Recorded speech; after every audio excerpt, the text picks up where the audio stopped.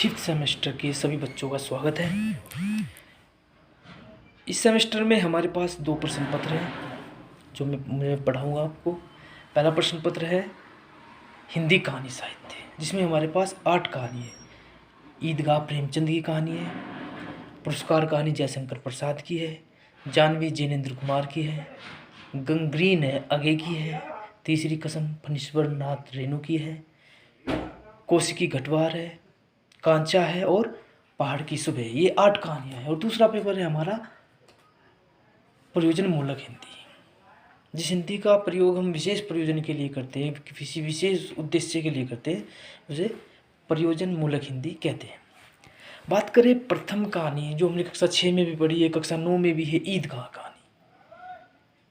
आपको याद भी होगा, ये मुंशी प्रेमचंद द्वारा लिखी गई कहानी है और बाल मनोवैज्ञानिक पर लिखी गई एक ऐसी महत्वपूर्ण कहानी है जिसने मुंशी प्रेमचंद को बहुत प्रसिद्धि हासिल थी। प्रेमचंद की बात करें तो प्रेमचंद का जन्म वाराणसी जिले के लम्ही नामक गांव में हुआ था। सन 1880 में हुआ था। उनका मूल नाम धनपत राय था। प्रेमचंद की प्रारंभिक शिक्षा वाराणसी में हुई। मैट्रिक के बाद वे अध्यापन करने लगे। स्वाध्याय के रूप में भी उन्होंने बीए तक शिक्षा ग्रहण की।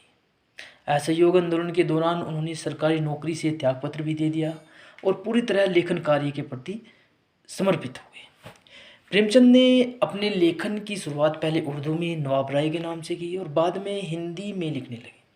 उन्होंने अपने साहित्य में किसानों, दलितों, नारियों की वेदना और वर्ण व्यवस्था की कुरीतियों का मार्मिक चित्रण अपने साहित्य में किया है।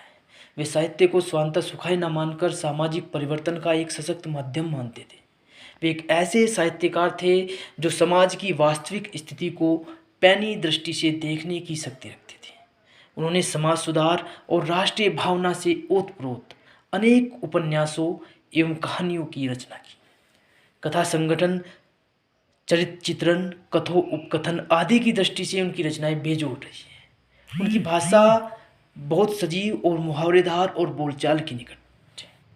हिंदी भाषा को लोकप्रिय बनाने में उनका विशेष योगदान है।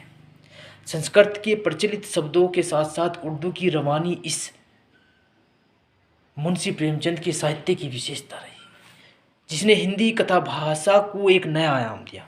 उनकी कृतियों के बारे में अगर बात करें तो मानसरोवर कहानी के मानसरोवर है जो इसके 8 भाग है, लगभग 30 कहानी है, लगभग 300 से ज़्यादा कहानी मुंशी प्रेमचंद ने लिखी है।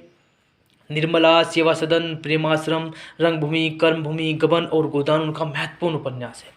करबला और प्रेम की वेदी के महत्वपूर्ण नाटक भी हैं। बात करें ईदगाह की, ईद कहानी का पात्र है हामिद है।